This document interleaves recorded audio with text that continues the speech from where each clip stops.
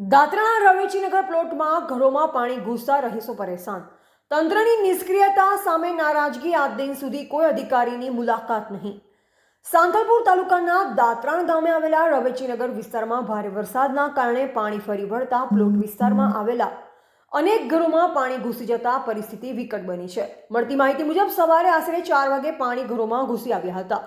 સવારે વહેલી વેળા 5 વાગે જ લોકોએ તલાટી સાહેબને ફોન કરી પાણીના નિકાલની માંગણી કરી, પરંતુ દિવસભર જેસીબી લઈ આવશું તેવું માત્ર આશ્વાસન આપવામાં આવ્યું હોવા છતાં કોઈ કામગીરી હાથ ધરવામાં આવી નથી.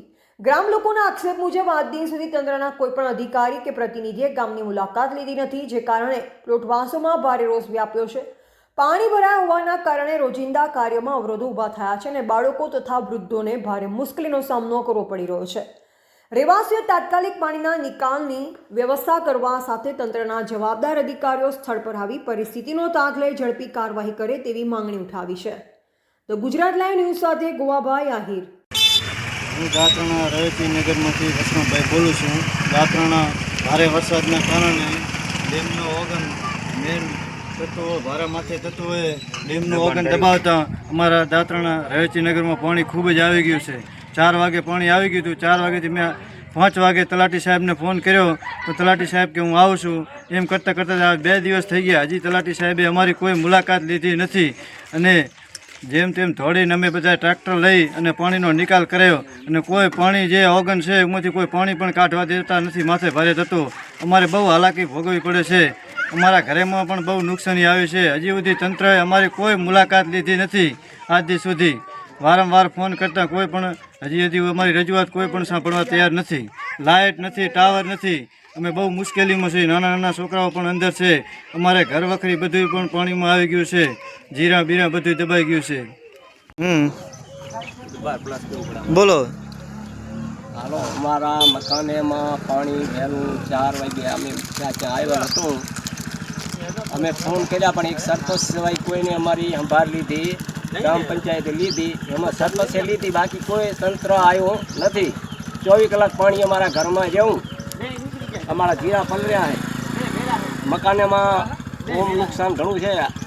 આંગણાની અંદર એમ માનો કે કડેથી ઊંચા ઊંચા પાણી હતા. ઓહરીમાં ઘરમાં ડરી ગયા હતા. ઓગનનો નિકાસ નથી, એને હિસાબે અમારે પાણી બહુ આવે છે. તો સરકારને અમારી વિનંતી છે કે ઓગનનો અમે નિકાસ કરી દે અને નુકસાન છું એની ઈચ્છા હોય તો સહાય આપે. બરોબર.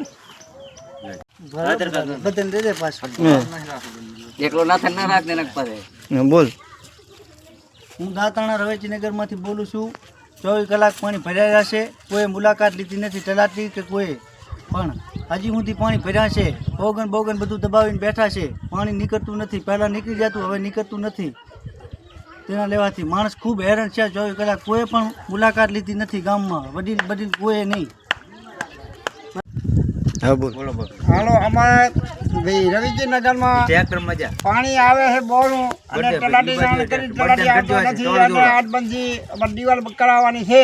તો મહેરબાની કરીને દિવાલ કરી દેજો અને તલાટીને કે અહીંયા આવીને જોઈ જતો. સર્વે કરવા આવ્યો નથી. આ કેટલા દિવસ કે 4-3 દિવસ કે 24 કલાક છે, કઈ છે આવતો નથી. અને લાઇટ ઠામુકી નથી. લાઇટ પડી ગઈ. લાઇટવાળા કોઈ કામ દેતા નથી. ટાવર નથી. તો અમારે ટાવર છે નહીં. ટાવરનું કાંક કરો ને મહેરબાની કરીને અમે આ મરી જાય છે ત્યાં. અને અમારા છોકરા નાના મોટા 4 આ કાઢવા છે. 1 મહિનાની છોકરી છે, શું કરવાનું અમારે? હજી સુધી અમારી તંત્રએ કોઈ કોઈ મુલાકાત તંત્ર અમારી જવાબદારી કોઈ કામ દેતું નથી. અને કોઈ તલાટી આવતો નહીં કે સરપંચ નથી કોઈ આવતો. અહીંયા જોવા નથી આવ્યો. અમારા પ્લોટ અમારે પૂછા નથી કરી. હું બાવાજી બોલું છું, આમગર બાબુગર.